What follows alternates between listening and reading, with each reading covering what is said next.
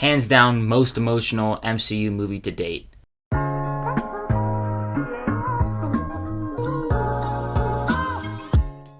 Guardians of the Galaxy Volume 3 is the third and final movie of this Guardians of the Galaxy trilogy from James Gunn. It stars Chris Pratt, Bradley Cooper, Zoe Saldana, Dave Bautista, and Palm Clementif. Still reeling from the loss of Gamora, Peter Quill rallies his team to defend the universe and one of their own, a mission that could mean the end of the Guardians if not successful. Now, I was over the moon excited for this movie because the trailers were incredible, arguably some of the best trailers I've seen. With every new trailer, it continues to get me more and more hyped with every little TV spot, every little piece of footage, whatever it may be. I just continuously, up until maybe yesterday, got more and more excited for this movie. The first Guardians of the Galaxy movie is definitely one of the best MCU movies, but this might be even better than that first movie. It is phenomenal. But before I get more into my in-depth thoughts on this movie, make sure to hit that like and subscribe button to help me hit my goal of 1,000 subscribers, and comment down below what are your thoughts or expectations for Guardians of the Galaxy Volume 3.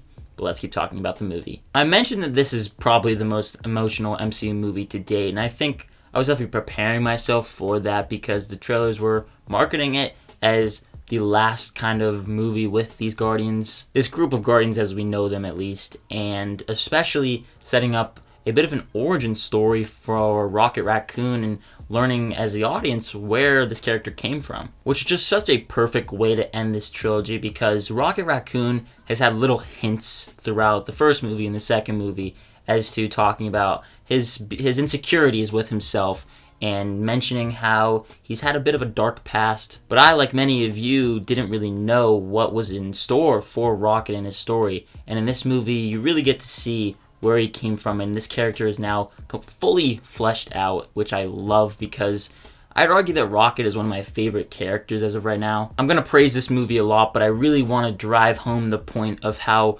crazy good and well written Rocket is. The movie opens with him and it ends with him, and that's what I loved. A character that has so much depth to him finally gets explored, and you learn about his past, and you even care for the people that he grew up with. And I'll jump off of that by now talking about the High Evolutionary, the villain of this movie, played by Chukwudi Iwuju, and I apologize if I mispronounce his name. Iwuju previously collaborated with Gunn on Peacemaker, and now Gunn brought him over to the MCU in what is one of the most menacing villains that I've seen in I think in a while. This is a performance and a character that is both filled with a lot of anger, and Iwuji gets a lot of moments to really shine in terms of screaming. But it's not just the screaming that makes this character a villain, it's the fact that you hate this character because of what he has done to one of our favorite members of the group, Rocket Raccoon. I won't get into specific details, but you just, right out of the gate, know how Rocket was tortured by this character, how much of an impact this character had on the entirety of Rocket's life. And this is a character that you just want to see go down. So hateable. Those are two great attributes for an antagonist, someone that you don't like. You could argue that this character needed another side to him, not just be a one-sided villain, but the movie really wanted to focus on the Guardians. And when it comes to being a send-off for these characters, it's perfect. I can't get the final moment of this movie out of my head. It perfectly encapsulates what the journey of the Guardians of the Galaxy has meant to these characters, and of course audience members like myself. Over the past near decade that we've had with these characters, seeing them on screen in different projects, we've grown to really get attached to them. And to see them have their swan song is really touching. Across the board, all of the members of the Guardians really get their moment to shine when it comes to their send-off. I think performance-wise, this is probably the best of the performances that we've seen of these Guardians, the actors. James Gunn knows how to get the best performances out of these actors, and I really think that that is showcased in this movie. It made me realize how much I love this quirky group of misfits, and they get their time to shine, especially in the action sequences that are one in particular is one of my favorites of the MCU when it comes to just recent memory. It's a one-shot take that is about maybe under 2 minutes, definitely. It's not too much of a long sequence, but it is one of the most memorable of the movie easily. It brings such a big grin on my face because someone who just appreciates filmmaking, especially how much work went into just this one sequence in particular, I can't even think about it. The choreography, editing, all of it really just put a big smile on my face.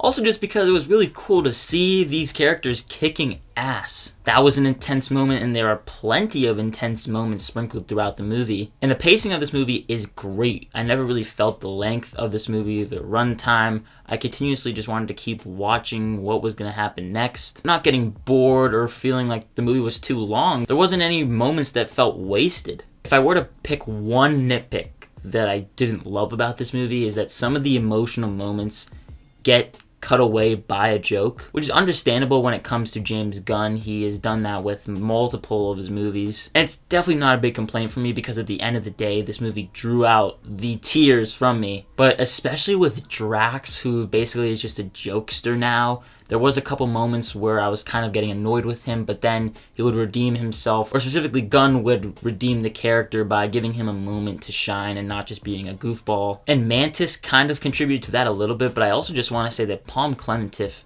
this is the best that we've seen of her as an actor, but also the character of Mantis. She was pitch perfect in this movie. But I think what really made this movie a grand slam for me is the fact that it was able to draw out those emotions that I've been talking about throughout this video. I laughed, I teared up, I felt angry, I was on the edge of my seat. All of the feels that you're supposed to get by just going to the movie theater in general, I got from watching this movie. And I think that most audience members will get. It also just transcends being an MCU movie. It's goofy, it has the comic book isms, and it really does, I'll definitely say that. James Gunn really got a lot of moments to flesh out his goofiness, and there's a lot of weird aspects to the movie, but that's what I think just adds on to how much I love it. It doesn't really stick to the Marvel formula. It doesn't feel too worried about cutting back to something that's going on with the Avengers or something on Earth. It really is just a Guardian-centric story, which was a great and fitting way to end this trilogy. I teared up 3 or 4 times. I mean, the final 20 minutes was just punch after punch after punch. And the other 2 hours of the movie, there's punches sprinkled throughout. So good. Guardians of the Galaxy Volume 3 might just be the best of the Guardians trilogy. A new favorite amongst the plethora of MCU movies for me now. And oh my god, the soundtrack was such a great addition. It'll have you smiling from ear to ear. You will love the characters and the journey that they go on. I couldn't have asked for a better ending. I'm going to give Guardians of the Galaxy Volume 3 an A. I hope you guys enjoyed this movie as much as I did. Let me know your thoughts on it once again down below in the comment section. Thank you so much for watching this review, and again, if you did enjoy it, make sure to hit that like and subscribe button, as well as that notification bell so you don't miss any further videos. And as always, look forward to more videos and reviews coming soon. My name is Ben, people call me Meter, and I'll see you guys in the next one.